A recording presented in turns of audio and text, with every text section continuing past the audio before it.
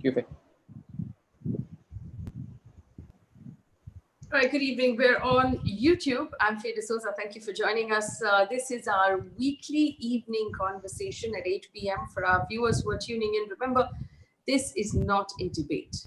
The idea with these conversations is to have a discussion with the most informed minds on a specific topic to help us understand every angle of that topic so we can form informed opinions. That's the job. The job is not to get two opposing opinions and pit them against each other. That really, I've discovered, rarely ends in any sort of conclusion. What we're going to try and do is understand the issue at hand. And today, the issue at hand is fuel prices. Now, let me give you an idea of where we are and why we're having this discussion. In the last 17 days, there have been 17 hikes of fuel prices in India. Taking diesel to what is right now, that there is on your screen, this is the last 10 days alone, but imagine in the last 17 days, petrol has gone up by 8.5 rupees.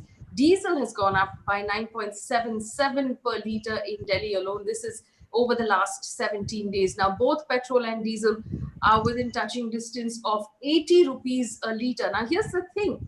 Specifically in Delhi, because of the extra taxes that have been levied on diesel, the price between diesel and petrol is likely to be the same.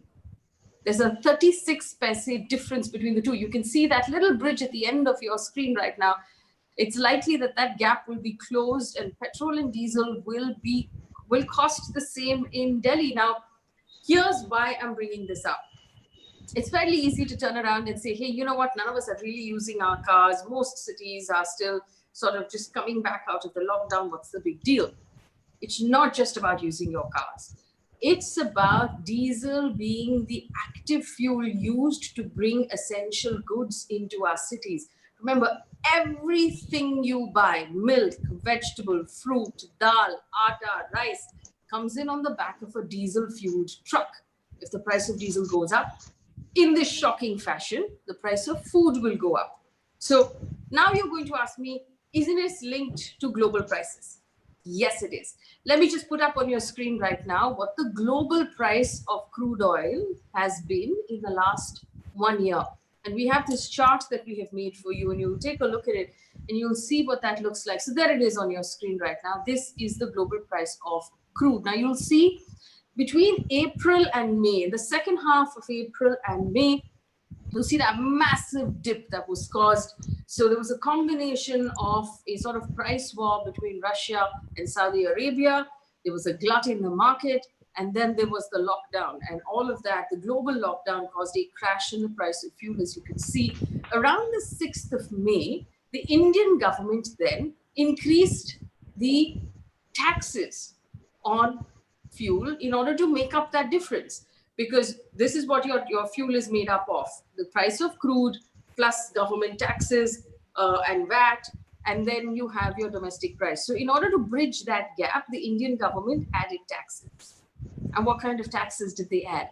The highest in the world. At 69%, India has the highest taxes in the world on fuel right now. So there you're looking at it. Again, this is Delhi, because obviously there are different taxes that are levied in different cities. The base price as of Delhi for petrol is 22 rupees. So this is what the tail actually costs you per litre, 22 rupees. After that, you'll see excise duty and VAT. Now, excise duty is what the central government is taking from it. So that's 22 plus 32 rupees excise duty.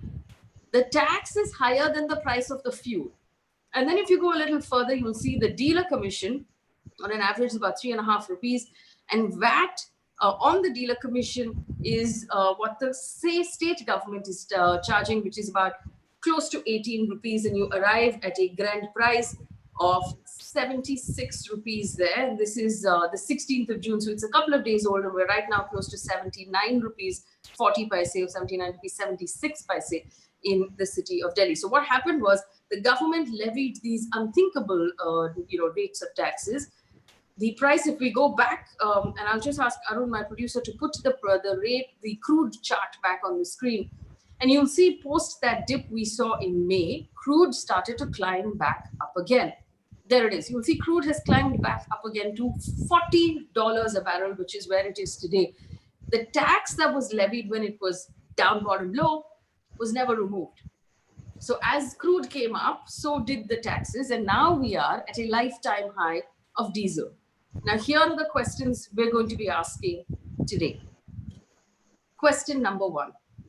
Should the government be reducing taxes on fuel? Because if the argument is that we're linking it to global prices, so global prices come down, should fuel come down? Global prices go up, should fuel go up? So should there right now be a removal of these taxes, which you put to take advantage of the low prices, and you've kept even though the prices have come back up? Should the government be reducing taxes on fuel? That's question number one. Question number two, and this is the important one.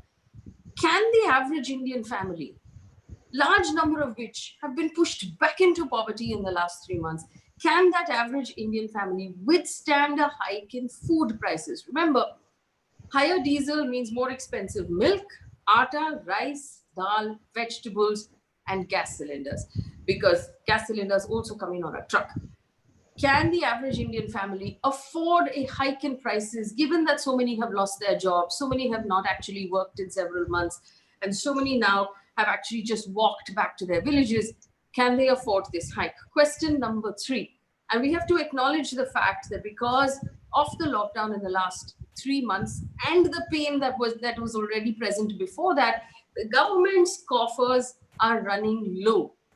Is there an alternative the government can use right now to increase revenue or to raise its funds in order to be able to do government kind of work, which is to commission bridges and to build infrastructure projects, to pay salaries and to run the country? Is there an alternative to the government to increase revenue other than the price of fuel? These are the three questions we're asking this evening. Now, let me introduce my guests for this evening. Mr. Ajay Bansal is the president of the All India Petroleum Dealers Association. Mr. Malkit Singh is the chairperson and the former president of the All India Motor Transport Congress, who speaks on behalf of the truckers and the people who own the trucks. Professor Santosh Mehrotra is a professor of economics at the Center for Informal Sector Labor Studies at JNU. Professor Aman Agarwal is an economist as well, who also teaches at the Indian Institute of Finance. Gentlemen, thank you so much for joining me. It's obviously going to be a very interesting discussion. A note to my viewers, there are no politicians on this panel. Everyone here is an educated voice.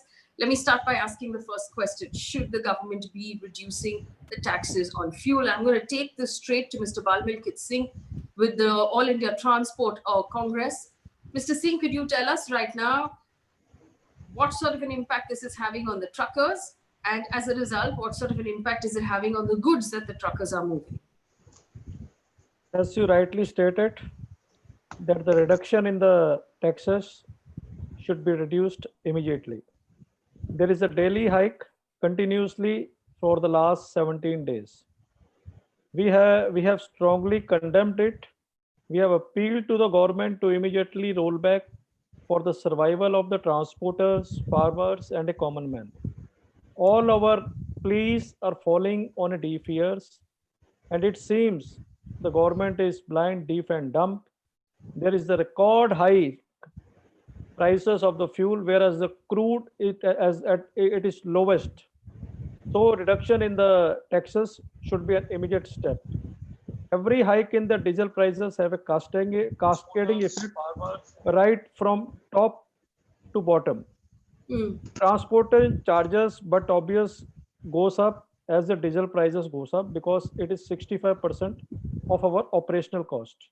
And if our operational cost goes up, it is but natural we have to pass in the same to the customer and for whom we are transporting, and he will be adding the cost of transportation to his product, and ultimately it is passed to the consumer. Common man is badly affected, the consumer is badly affected.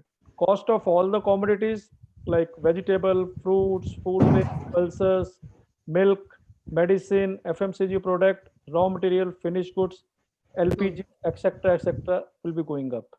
Multiple transportation is required from one point to reaching to the consumer. First of all, the raw material is brought to the factories, then the finished goods is made, then it goes to the warehouse, transportation is required, then it goes to the wholesaler, again the transportation is required, and go to the retailer, and then it is a chain and it goes to the consumer. So it is but obvious that the inflation cost will go up, and during the time of pandemic, when the common man is bleeding, the transporter is bleeding, and over the business is at lowest, we are operating as 50%. We were hopeful that the government will hold our hand and enable us to stand on our feet. Mr. Singh, मैं हिंदी में पूछना चाहती हूँ so more people can understand this debate. आप मुझे एक बात बताइए, आपने कहा कि government बहरी है अभी. You said the government is behaving like it is deaf and blind and it cannot hear our voices. तो आपने किस मिनिस्ट्री से बात की अभी? आपने अपनी समस्या जो है किस गवर्नमेंट एजेंसी के सामने रखी है और क्या रिस्पांस मिली आपको अभी तक?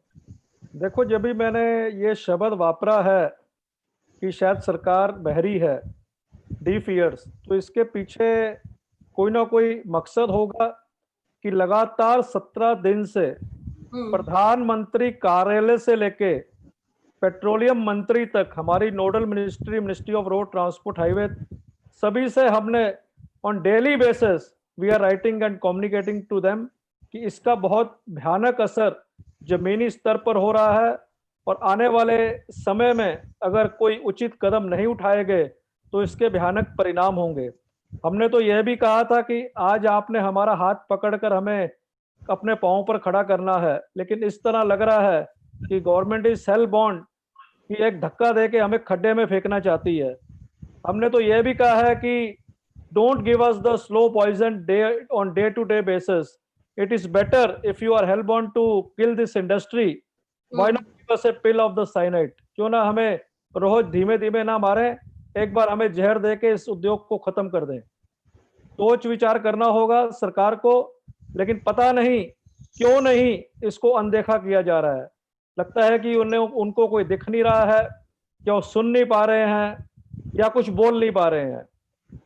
As you have stated that when the crude prices were all time high in the 2008, crude oil was $142. At that time we were getting at 34 rupees. In 2009, crude prices were 78 rupees, diesel price was 33 rupees. 2010, it was 88 rupees, crude prices we were getting 38. Since 2014, when the crude prices was 107, till the price was 58 rupees 97 paisa. And then 2015, 55 rupees was the crude prices, diesel price was 52.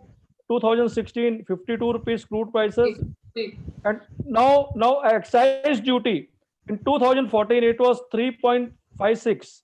2018 it has been increased to 15.33%, and 2020 it is increased to 32%. And the percentage of change in the excise duty is 795%. 795%. This is killing us, and immediately reduction should be in the way of the taxes. 255% is the payment we are making in the form of the taxes, as you have already shown. Mr. Singh, quick question. Delhi में diesel और petrol की price बराबरी हो गई अभी, मतलब 30 पैसे की फर्क है दोनों में. बाकी शहरों में शायद 10 रुपए की फर्क है पेट्रोल और डीजल में. Do you believe that this is particularly dangerous for truckers and for the poor, because diesel is the active fuel in India? Absolutely right. Diesel is the active fuel which is consumed in all the commercial vehicles, even in the farming industry, even in the factories also. And naturally, if you increase the diesel prices, it will have a cascading effect, and all the prices of the commodity like fruit, vegetable is likely to go up. Serious thinking is immediate is required to roll back this daily increase. And we have been demanding since long back that there should be a quarterly review of the fuel prices, and therefore there should be a uniformity of the fuel prices all across the country. All right, let me bring in the two economists at this point. Professor Mehrotra, you first. Should the government reduce taxes on fuel? This can't possibly be oversight, that the government is so busy that they haven't noticed that they're throttling the trucking industry and the poor of our country. How much longer can India hold on? Well, India has to hold on. There is no choice.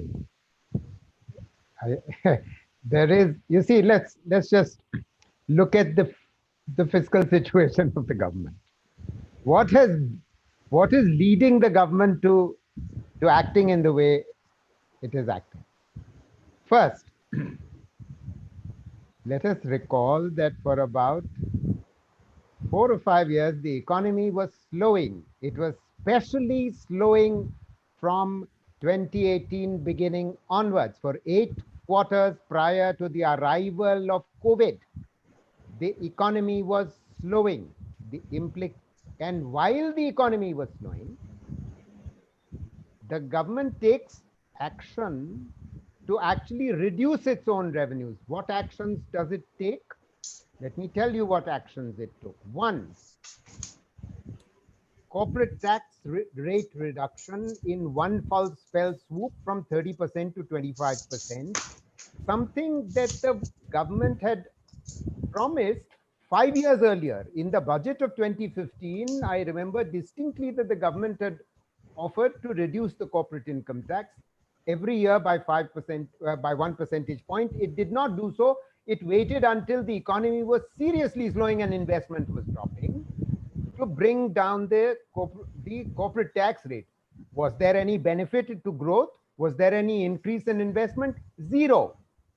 What government lost was about at least 1 lakh or over 1 lakh crores in revenue per annum.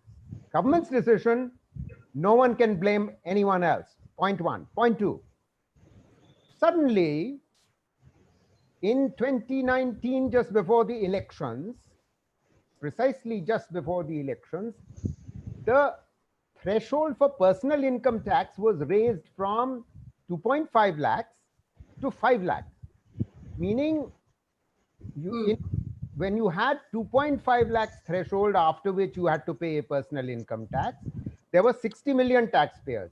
When you raised it because the elections were due to 5 lakhs, your taxpayers, which already are extremely low in the country, fell from 60 million to 15 million, 1/4. So your government revenues were doing extremely badly in an economy which was doing extremely badly, because partly because the economy was doing badly, partly because you cut taxes. Now let's look. So in other words, what am I saying? I'm saying there was a fiscal crisis already in the beginning of 2019, and it was interesting and very revealing that while the government was claiming that the the fiscal deficit was 3.4% of GDP, the actual fiscal deficit, as announced, as revealed by the Comptroller and Auditor General of India, a constitutional body said that it was not 3.4% of GDP as the government was claiming, it was 5.68% of GDP under the circumstances. The government was seriously facing, revenue challenges. And now, post-COVID, the economy is collapsing in any case, so total revenue is going to drop. So, in other words, non-oil revenues are going to drop. So what course of action does the government adopt? It goes against its own previously determined policy that we've eliminated administrative prices. We will allow prices to fall when international prices fall, and prices will rise when international prices rise. The government is doing exactly the opposite of that and is raking in the tax revenues because it needs the tax revenues. It has no choice left. Now, you may say, oh, is it going to cause inflation? It is going to cause some inflation, surely. But let's remember that demand in any case is very low. There is not a lot of economic activity. The economy is going to contract in any case this year. So demand is not going to be that high. So government knows that demand is not high. If government knows that consumption of diesel and petrol is not going to be high over the course of this year and perhaps even next year, what sources of revenues does it have? Its GST revenues will fall, its corporate tax revenues will fall, its personal income tax revenues will fall, and it's not willing to borrow. It's not willing to increase the fiscal deficit. Look at the size of the fiscal stimulus, 1% of GDP in an economy which is collapsing. So you can see what the Okay. mindset is of the government. Let me stop there. All right. So, and I want to bring in Professor Aman Agarwal to respond to this. So, and I'm looking at this as someone who runs a house, right, and someone who has people who depend on the salaries that I pay out, and I know that everybody is struggling to just make ends meet. So while I understand Professor Mehrotra's argument that demand is anyway not going to pick up this year, I'm not looking at it from a demand point of view, Professor Agarwal. I'm looking at it from how will someone stretch that already tight household budget to accommodate this extra price, because we still have to buy milk, you still have to buy food, you still have to pay for the gas cylinder. So do you believe, Professor Agarwal, that the taxes should be brought down? Faye, a very interesting question, and I'm happy that you raised this debate today.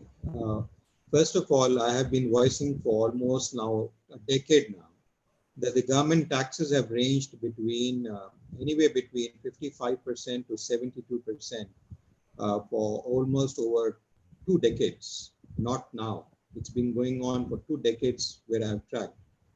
So it's not something which has been happening just now. It's been happening for 2 decades, and the government needs to create a framework where they reduce these oil prices in terms of taxes, which needs to be done. Now, that is one component. Secondly, the issue is that you raised in your topic, which is about 17 times that the prices have been raised recently, which has been seen. Now, there are a couple of factors which are responsible for it before I come to the question on demand. The first factor is the fact that the Indian rupee has been depreciating also, which is important because we import large part of our oil consumption, which is there. And the rupee, in fact, if you look at our last 1 year, has actually depreciated by 10% itself. And that has a major impact also. The second component is the fact that the taxes, while the oil price internationally went down, the government, not to transfer that benefit, actually introduced certain taxes and increased certain taxes. Now, those taxes have not been reduced after the prices started bubbling up again. So naturally, that impact would be felt. Third is the fact that we are currently in a deflationary phase worldwide, including India, meaning thereby that we are actually not having, as Santosh also mentioned about, the demand has not picked up that much, which I don't agree with the second part, which he says it will not pick up. But as far as of now is then, because of lockdown and restrictions, internal trades worldwide and within the country, the demand has not picked up. And as a result, because the demand has not picked up, there has been a deflationary pressure, and it's going fairly strong, pulling everything down. And that's where we need certain kind of inflation. So even if the government does not change the prices or the increase in price which has taken place in a short duration, that I'm looking at about a week, 2 weeks period, then it will not make major impact, because we are wanting some kind of inflation to seep in, even if it is unexpected, undue expected, the way we are seeing now because of oil. Indirect inflation, as my colleague from the Transportation Agency and others in oil, petroleum also talked about, that inflation needs to be there because there is almost no inflation as of today. Now, the oil composition itself, the price structuring which is there needs to be looked upon. The government needs to take into account that we have made it functional, but most oil, almost about 96 to 98% of our oil consumption is actually bought from pegged contracts. Pegged contracts meaning when there was Saddam Hussein way back in the 1990s, these contracts used to be for 30, 40, 50 years.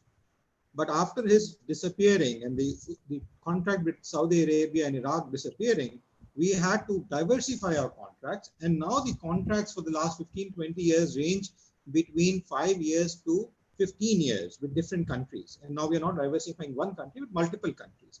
Now, when they are these contracts, you fix a price. And there is a range that beyond the range, that price, or below a certain range when the price goes in the international market, will these contracts be rewritten? Otherwise, these contracts will stabilize and remain at that level. And that is why we found that the oil was not being picked up, and it touched negative in the futures markets about 2 weeks back itself. Now, this is where it's important to understand that 96 to 98% of our consumption is purchased at a stagnant, constant price. And that oil gets delivered to us after 2 months, anywhere between 1 month to 2 months. Because wherever we buy this oil from, comes through ships. We don't have a direct pipeline connecting us. So it comes through ships, It takes about a month, month and a half, and then it takes docking, and then it needs to be refurbished. So before it reaches the market, it is between 2 to 3 months. So there is no question of this price volatility, which government actually, or the oil companies in India have been profiteering on in the past. And that is where they need to look at that price and stabilize that price mechanism, which is there, because what we buy from the open market is only a small proportion. Like you buy normal good items at foods. So that needs to be there. Now, the fourth component which you came on to was demand. In my opinion, and my studies in the last 4 months of various pandemics, epidemics in the last 100 years, including man-made crises or disasters, burnings of forests, even tsunamis, and even wars, situations where world wars have taken place. When I've looked at these scenarios, and from an economic perspective, not from a human perspective again, not from a human life perspective, when we look at these scenarios, we have found that within a span of about 4 to 6 months, there is an extensive demand, robust boost which comes in. And the reason is there is a large number of factors which are responsible, and this is not the occasion. If you want, I can come on to that. Okay. But that's where the demand will come up. So that's why I don't agree with Santosh when he says about later demand will not come. So demand will come. You are not consuming your product which you want. So you will consume after a certain time. As far as liquidity is concerned, which you also asked about the human people who are living, where do they have money to spend? The large part of India lives in rural India, almost about 70 to 75%. And with these people moving back, maybe about 72 to 75% today, lives in rural India. This is a cash-rich economy. They do not deposit monies around. They don't take on credit cards and loans. It's big cities like Delhi, Mumbai, Bangalore, Calcutta, or maybe, Chennai, Hyderabad, where people live on future incomes, on credit cards or on loans. Most of the rural India still lives on cash basis. And they are still flushed with cash liquidity to take care of uncertainties, which, because there is no government support in the past, in the last 70 years, which has been there to actually provide them for any uncertainty, whether it is medical, whether it is family. So that's why they have kept that liquidity buffer with them. Okay. So that's not a problem for the short time. Yes, so that brings me to my second question, and I want to open this question then to the panel, picking up from what both of our economists have said. Can the average Indian family withstand a hike in food prices at this point? Now, these are not, like has been pointed out by the panel, these are not ordinary times. We've had a really severe blow dealt to our already weak economy. Millions of people have lost their jobs. Professor Mehrotra was having a conversation with us not long ago about the kind of unemployment, the shocking unemployment numbers that have come out, which is 1 in every 5 people almost in India being unemployed.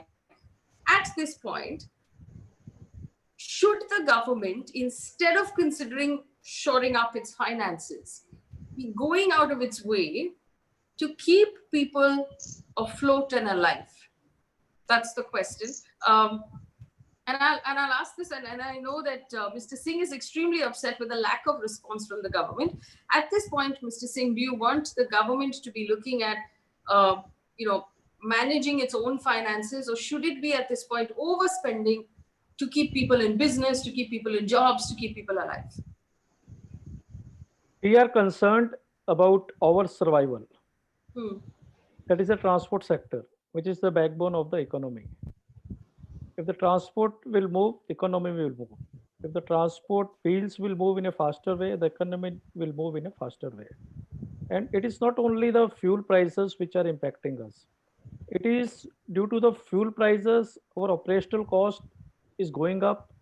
There are other factors also. Tolls has been also increased recently during the lockdown period.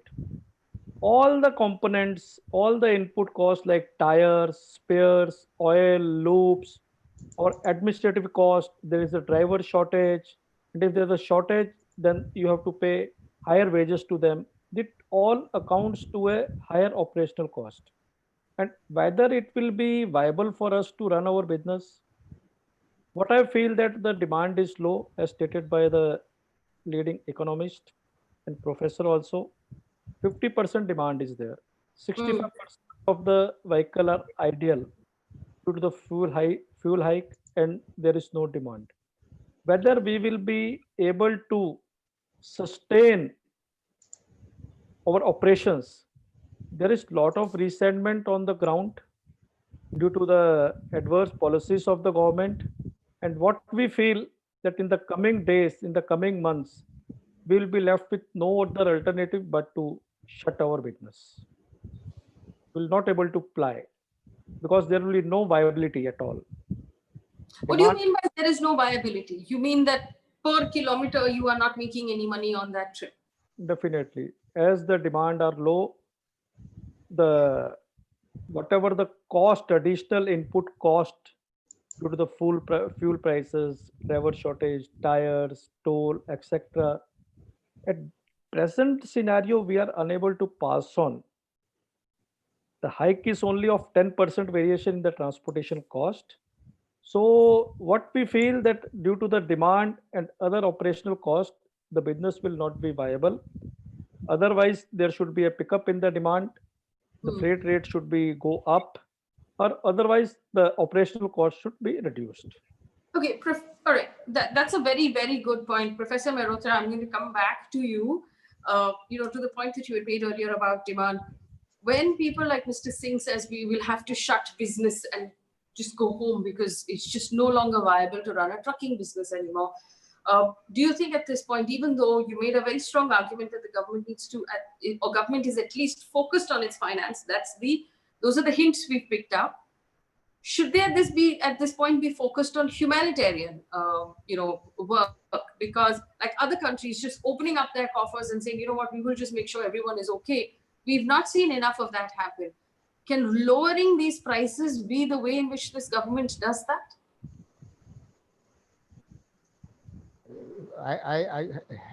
You ask a complicated question, but let me put a short answer, give a short answer to you. No question about it that the government should be focused on ensuring everything such that businesses represented by Malkit Singh Balji actually continue to run. Because these are the people who provide the jobs. When the jobs are there, then that's when the demand is created. So one would take it for granted that a government's job is to ensure that there is demand in the economy. But the government does not believe that. The government is all that it has done in its 21 lakh crores, of which about 19 lakh crores is in the form of bank loans and liquidity and guarantee. It is not in the form of providing a fiscal stimulus, which means putting money into the hands of people which they would be able to spend, which is the reason why the All India Manufacturers Association, it's in a last program that Faye you did, where I was participating, told us in a survey that they had just completed, and they survey a very large number of enterprises. They said 1/3 of our MSMEs are about to close. They are saying that we are about to close, and Malkit Singh Balji is representing some of those. This is the point.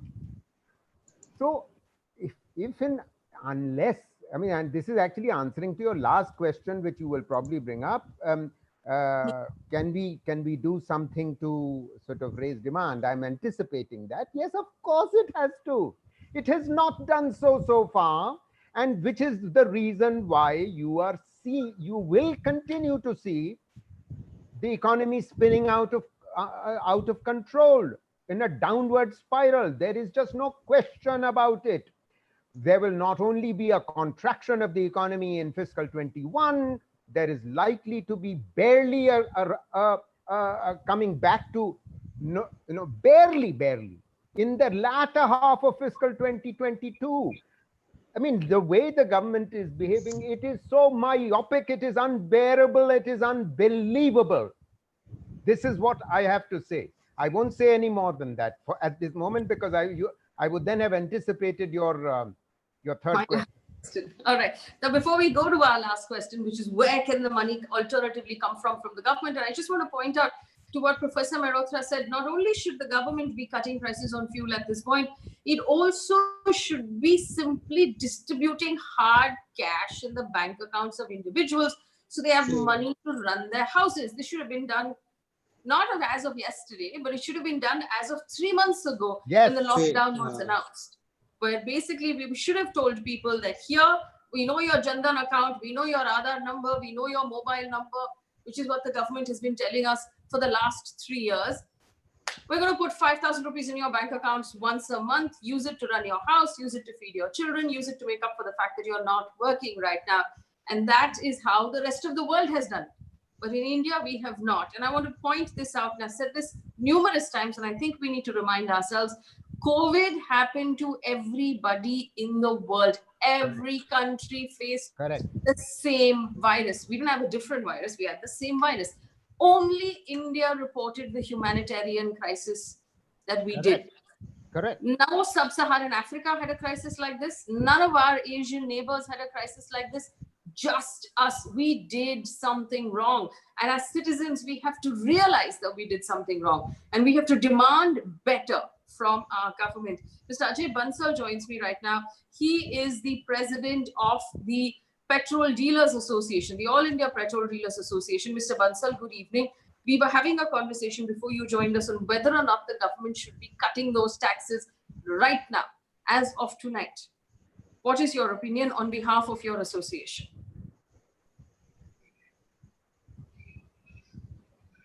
Mr. Bansal? I think he was on. Faye, I would like to say a few things. Just 1 second. I'm just going to check on Mr. Bansal, or we'll give Mr. Bansal a couple of minutes to be able to come in. Go ahead, Professor Agarwal, go ahead. Yes, a very interesting point you made about, both Santosh and you talked about in terms of delivering DBTs into people's account. My interesting part is, would that make the transporter lobby happy? Would their incomes go up with people having more money in their pockets? 5,000 rupees, do you think the transporter lobby would be able to, or the transporters will be able to get money out of it? No. They will only get money when they... No, let me complete, Faye. I have to respond. Let me complete first. Okay. People getting 1,000, 2,000, 3,000, 4,000 rupees, would that make the transporter functional, what he's talking about? And everybody needs liquidity and structuring today. Everybody needs survival today. All organizations, whether small, large, medium size, all of them have their own problems and they're looking for liquidity. And that's what the government has tried to do in this package, is to provide that liquidity that their survival benefit can go up. It's not functioning perfectly well, I agree. They're not getting the benefit, I agree to that. Most of them are not getting the benefit at all. But does those 3,000 rupees, what has direct benefit transfer to do with petrol prices today?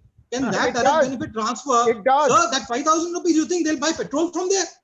Okay. What is petrol to do with direct benefit transfers? You're talking all wrong. Okay. You have a certain agenda in your mind which you're bringing it forth here. What is oil to do with the direct benefit transfers here? Okay, let me answer. I can understand medicine. I can understand food. All right, Professor Agarwal, let me answer what I meant. I meant this: if the people who have not been paid salaries for 3 months, who then wrapped up their stuff and walked out of sheer fear of hunger, if they had 5,000 rupees, they would buy rice, they would buy atta, they would buy a little bit of cooking oil, and they'd be able to feed their children.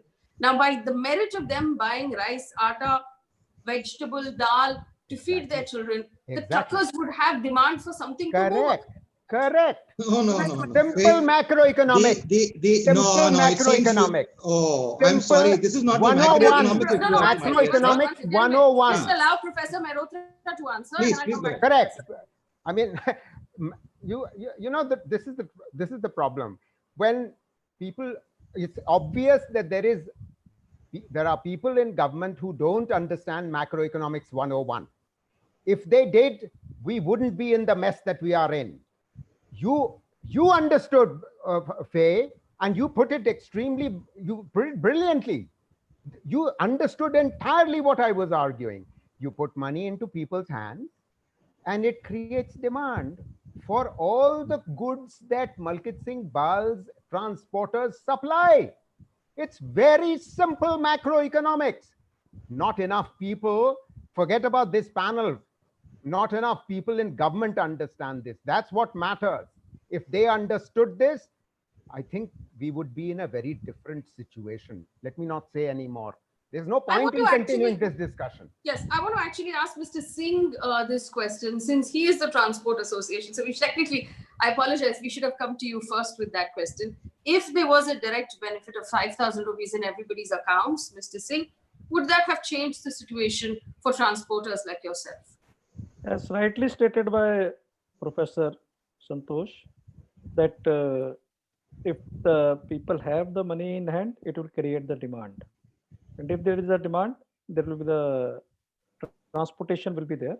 And if the demand is there, transportation will be there, and we will able to work, and the entire economy will work. So definitely, if people have the money, as stated by Professor Agarwal, that it will take 4 to 6 months. Why it will take so long? Why don't government do something drastic, Yes, very that good question. that it should be done within a month or within a 2 months time? So Hmm. demand should be created. What I have also stated, that demand is at low. 65% vehicle are ideal. Demand should increase, and everything will Hello. move Hello. smoothly. Is it Yes. okay? All right. Let me Am I just check if I have audible? Mr. Bansal. Mr. Bansal, can you hear me?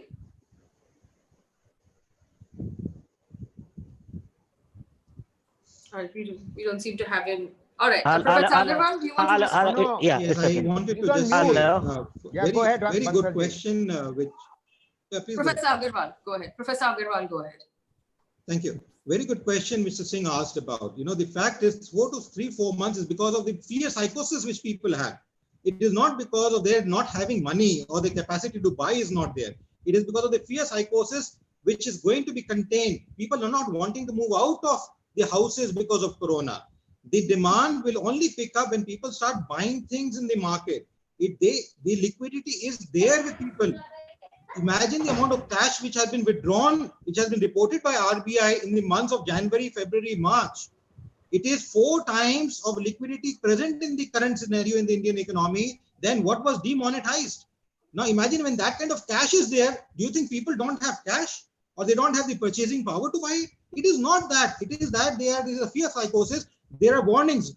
Societies are locked every second day because of COVID. Housings are locked. Where will they buy from? How will they go about buying? Even if you give them 5,000 rupees, how will they go about buying? They cannot be allowed to move from one place to the other. It is important that liquidity is seeped into the transport agency because they deal with mandis, large mandis which buy from them.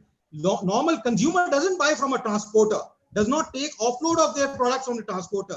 They need liquidity as of now to actually run their business so that in due course when demand picks up, they are able to suffice and actually pay back the liquidity which they have seeped into their business in times of difficulty. And this is where I'm trying to say DBT does not have, this has nothing to do with price oil. We should have talked about what you raised about the issue, about family budgets being impacted and not about DBT having an impact on price of oil. I'm sorry, these two areas are two different connects which are there, given the fear psychosis which is in the minds of people. Thank you. Okay. I'm told by my producer that Ajay Bansal can now hear me. Mr. Bansal, can you hear me now? Yeah. Yeah, I can hear you. Please. Okay, fantastic. Sorry to keep you waiting. I want to understand from you our first 2 questions, which we missed your comment on. Should the government be bringing down the prices on fuel? And can Indian families take the rise in commodity prices that this increased price of fuel will cost? I want to understand from the Petrol Dealers Association, what is the opinion on this price right now? See, as a petrol association, हम लोगों ने day 1 से ही कहा है कि petrol diesel को हमेशा किसी भी सरकार ने सिर्फ एक रेवेन्यू कलेक्शन के लिए सबसे आसान जरिया माना है। कोई भी सरकार ने ये नहीं सोचा कि हमको ये रेवेन्यू किसी और जगह से भी मिल सकता है। पेट्रोलियम सेक्टर का ये दुर्भाग्य है कि पेट्रोलियम सेक्टर क्योंकि एक लोगों की आम जरूरत है, उसको वो सोचते हैं कि यहाँ से ही उसको एक शॉर्ट और एक जो उसकी अपनी डिमांड है, जितनी उसको चाहिए, वो एक शॉर्ट 100% एक रिकवरी के लिए उसको ये साधन पेट्रोलियम सेक्टर लगता है, किसी भी सरकार का, वो चाहे वो स्टेट की सरकार हो वैट के तौर पे, चाहे वो केंद्र की सरकार हो। तो पहले तो सरकारों को ये सोचना होगा कि जो हमारी सरकार की अपनी जो बजटरी जो रिक्वायरमेंट है या जो उसका एक आकलन है उसको वो कहीं और से पूरा करे। दूसरा सबसे बड़ी बात है कि जब सरकार, मैं हैरान हूं इस बात को देख के कि जो नॉर्मल आपके चाहे वो अपोजिशन लीडर्स हैं, चाहे वो हमारी अभी प्रेजेंट गवर्नमेंट पॉलिटिकल पार्टी है, ये सब लोग जीएसटी में लाने की जो है बात करते हैं। और जब जीएसटी में लाने की बात सब कर रहे हैं तो जीएसटी में आ क्यों नहीं रहा है? इसको ये कहा जाता है क्योंकि जीएसटी काउंसिल जो है उन लोगों ने एक्साइज में लीकर और पेट्रोलियम प्रोडक्ट्स को बाहर रखा है, उनको 2 चीजें छोड़ने का अधिकार दिया गया है।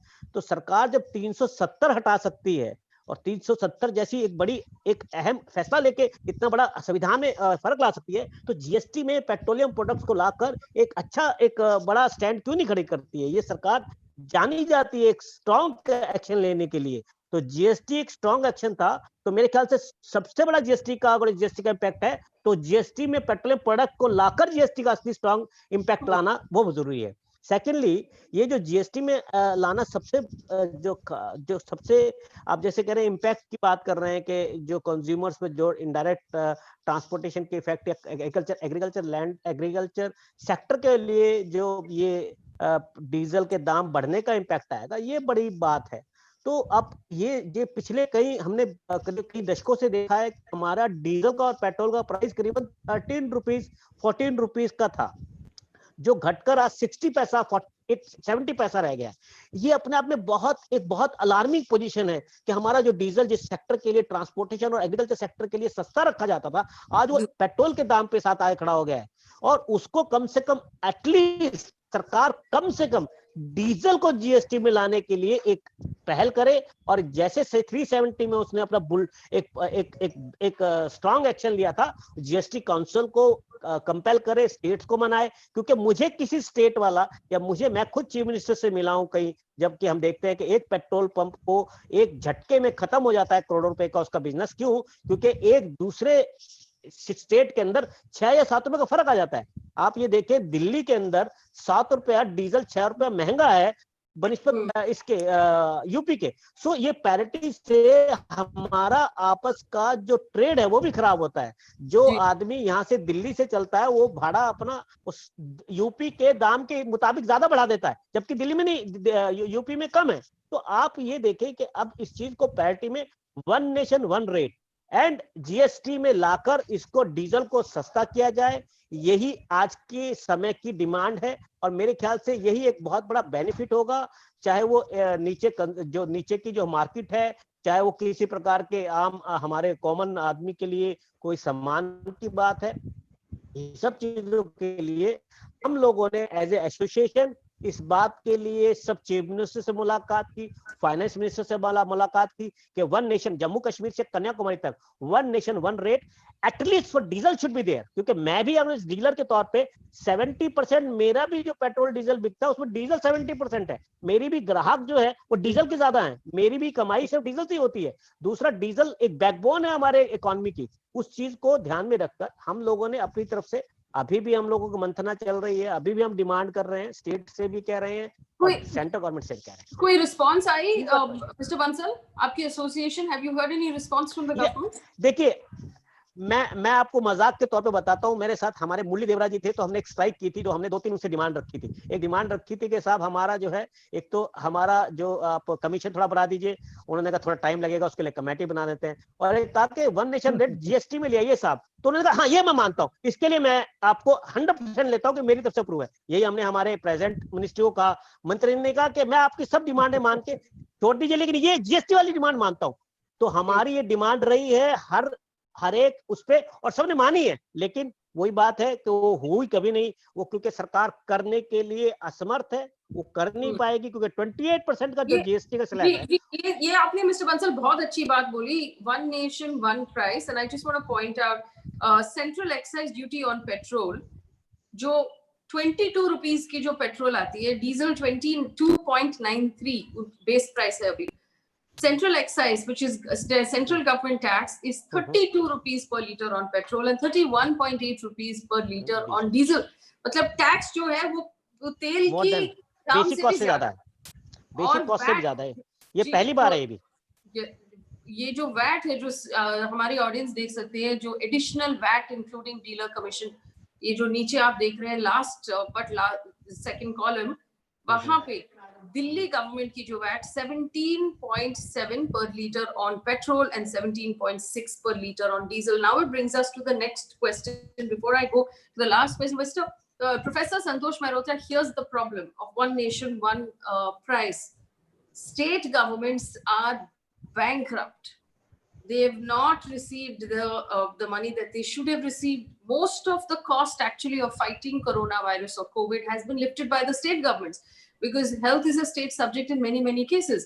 They've been asking for money that they have not uniformly got. So for them also, petrol and diesel is going to seem like an easy hit to make that money. So not only the central government, but the state governments are not going to want to move it into GST because they'll be giving up a really easy source of revenue. Do you think state governments will ever agree, given the position they are in, which is worse than the central government? Professor Mehrotra. Under the current circumstances, they are most unlikely to agree. But there are deeper reasons why they are unlikely to agree. कि हालांकि बंसल साहब की बात मतलब सिद्धांतिक रूप पे तो सही है, मैं आपसे सहमत हूं, मगर दिक्कत यह है, दो दिक्कतें हैं। एक दिक्कत यह है बंसल साहब कि हमारा जो कॉन्स्टिट्यूशनल अरेंजमेंट है, देश के फिस्कल अरेंजमेंट, उसमें केंद्र की पावर्स थोड़ी टैक्सेशन टैक्स रेवेन्यू जनरेट करने के लिए और एक्सपेंडिचर करने की ज्यादा है और स्टेट गवर्नमेंट्स की कम है, तो जिसकी वजह से एक बंदिश, एक सीमा आती है हमारी राज्य सरकारों पे, पहली चीज। दूसरी चीज, जीएसटी के संग ये खास दिक्कत है कि जीएसटी काउंसिल में का जो कॉम्पोजिशन है, वो कॉम्पोजिशन ऐसा है कि ऐसा नहीं है कि गवर्नमेंट ऑफ इंडिया चाहे जितनी मजबूत हो अपनी मनमानी करके अपनी बात मनवा लेगी, क्योंकि राज्य सरकारें उतनी आसानी से ढील नहीं देने वाली इस मामले में। और उसका कारण वही पहला कारण जो मैंने बताया कि उनके पास बहुत से सोर्सेज ऑफ रेवेन्यू नहीं है, जो इंडिपेंडेंट सोर्सेज हैं। एक स्पिरिट्स हैं, लिकर, और एक ये है जब मतलब अच्छा मजबूत सोर्स ऑफ इनकम, वरना तो छोटे मोटे और हैं। तो इसलिए ये उम्मीद करना इस स्थिति में कि ये जीएसटी में आ जाएगा, अभी तो भूल जाइए, काफी समय तक मुझे लगता है कि आप भूल जाइए। अच्छा, एक मुद्दा में I just want to sort of respond to an issue which Faye, you had come up earlier. Yes. That See, if I wanted to add a point there. Depreciating. The rupee is depreciating. Well, the rupee is depreciated only in the last 10 or 15 days. First of all, if anything, over the last 6 years that this government has been in power, the rupee has been appreciating in real terms. There's something which economists call the real effective exchange rate. The real effective exchange rate compares our inflation rate with the inflation rate of our trading partners. And while our inflation rate is relatively low, the fact of the matter is that the inflation rate of our competitive partners, from which our trading partners, is even lower. As a result of which, what has happened over the last 6 years is that real effective exchange rate has actually appreciated, not depreciated. As a result of which, it has become cheaper for us to import, and it has become more expensive. Sorry, it's become more expensive for us. It's become more expensive for us to export and cheaper for us to import, which is what the government wants to put a stop to. I'm almost certain, Faye, that the underlying objective of the government is in fact that the consumption of diesel and petrol is cut because it cannot bear the foreign exchange costs of oil, even though the price has dropped, because our exports are not going to rise. The global economy is collapsing all around us. Our exports are going to collapse. Our foreign exchange revenues are going to collapse, and we will, if we continue to import, we will have to run down our foreign exchange reserves in order to be able to import oil. So don't think that these decisions are that simple or uncomplicated, and the government's hands are not tied in every which way. Well, let me just add one point to the GST point which was raised. And Go actually, ahead, I've been raising this for last 3 or 4 years since GST was introduced, that petrol and liquor should be introduced. And just one small example, you know, countries like Singapore have grown without taxes, and they have grown when there were zero taxes. So the governments, not only in India, but around the world, need to keep this in mind that, you know, taxes is not the way of creating income. it is actually inducing a structure, although Nirmala Sitharaman did try to do a tax portfolio system, which we proposed way back in 1989 through our research study, which was implemented by Government of India from then on. But then she introduced that portfolio approach. But the important thing here is that if then we introduce these two components, especially petrol and diesel, into the GST, we will not see the economy rebound to the level which we are capable of, because that will reduce a large chunk of our cost component, and that will increase the profitability and the efficiency in the system. And I think the government should consider doing it. Like the gentleman just said, it's important and it should be done, but there is no government willing to take that big jump or a risk of the revenue loss which will happen, not knowing what will happen tomorrow, because they do not have anyone who has calibrated as to what could be done if we do not get this revenue and where would we get this revenue loss from. And that's where the trick is lying still. But in my opinion, it will not lead to losses. It will lead to increased revenue for the governments in due course. Very interesting point. I just want to also at this point thank all of our viewers who are supporting us financially. Dips, Jagdish, Devaku, Manoranjan Kishore, Talent Gang, and Dhananjay, who have actually contributed to us financially during this debate. Thank you. It helps us keep the journalism independent. But Mr. Singh, I want to bring this back to you, and I want you to respond to what our guest from the Association of Petrol Dealers said, that there has to be either one price across the country, or diesel at least needs to be moved into GST and the price needs to be brought down. क्या आप भी मानते हैं कि ये होनी चाहिए कि डीजल को जीएसटी के अंदर लेके आनी चाहिए?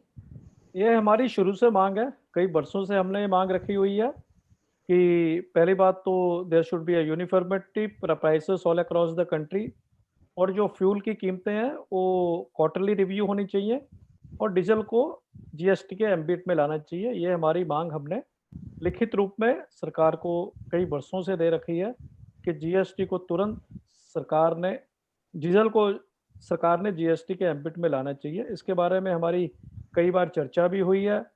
जैसे बंसल जी ने कहा है कि देखेंगे करेंगे, वही होते जा रहा है, लेकिन वास्तविक में कुछ नहीं हो रहा है। मिस्टर सिंह, एक आपके लिए एक सवाल है। आदित्य हजारिका ने सवाल पूछा है। उनका कहना है कि can we introduce a subsidy for transporters on the lines of the Ujjwala scheme, कि थोड़ी ऐसे ट्रांसपोर्टर्स जिनके लिए कुछ सब्सिडाइज किया जा सके। Do you think that might be a solution? बिल्कुल, जैसे फार्मर्स को सब्सिडी दी जाती है, इस तरह ट्रांसपोर्टर को भी कोई स्कीम निकालनी चाहिए जिसमें सब्सिडाइज डीजल देना चाहिए, जिससे कि जो हमारी लागत है कम हो, ट्रांसपोर्टेशन की लागत कम हो, और जो रोज की जो वस्तुएं हैं उनकी भी कीमत कम हो। ये अच्छा, सरकार ने इसके बारे में सोच विचार करना चाहिए। Professor Mehrotra, is that something that might be possible, or will that actually lead in us creating another price altogether, another bracket and a slab within a slab? Create what? Sorry, what is possible? Say, sorry. To offer a subsidy only for transporters on fuel prices. Very unlikely. To be realistic, honestly, the best way forward, with all due respect to Malkit Singh ji's suggestion, the best way forward is that we genuinely have a fiscal stimulus. I've said this before, I'm going to say it again, that 12 years ago, when we faced a global economic crisis, there was a fiscal stimulus of 3 to 4% of GDP. Now we have a economic crisis which is unprecedented in the history of the world and the history of our country. And we have a fiscal stimulus of 1% of GDP. What does this say? It says there are people in government who don't understand macroeconomics 101. I'm sorry, I will not say any more. Right, we're going to leave that there. I want to thank my panelists for being very generous with your time. It was a riveting discussion as always. Gentlemen, thank you so much for being so open and candid with your thoughts as well. For our viewers who have tuned in, thank you for supporting us night after night, and I'm glad you appreciate the format that we're using. Our aim is to bring you conversations that help you understand each topic a little better. I think that what we've understood, and unanimous across the panel, was that the government needs to rationalize the taxes on fuel. You can't have it both ways. Either you choose to match the global prices, in which case it has to go down when global prices are going down, or you choose to, to manipulate the rate based on taxes. But you can't have it both ways. Whereas when the price goes down globally, our price stays up. When the price stays up globally, our price goes even higher. So there's just absolutely no relief at all for the citizen. And especially at a time like this, while the government might be looking at its own coffers, it needs to look at the coffers of the average Indian citizen, who I keep saying has been shoved back into poverty in the last 3 months. People have not earned, people have not eaten. That hungry children takes precedence and priority over everything else. Whether that's your fiscal deficit or your foreign exchange deficit, whatever it is, hungry children takes precedence, because if we allow an entire generation of Indian children not to be fed properly, we will be condemning ourselves to a lifetime of poverty, because they will never grow enough to compete with the rest of the world. It's as simple as that. We should prioritize the poor. We should prioritize poor children. We should prioritize food. We should prioritize money in their pockets so that they can be fed. Everything else comes after that. And unfortunately, we don't know where that is right now on the priority list of our government. Thank you all for listening. Good night.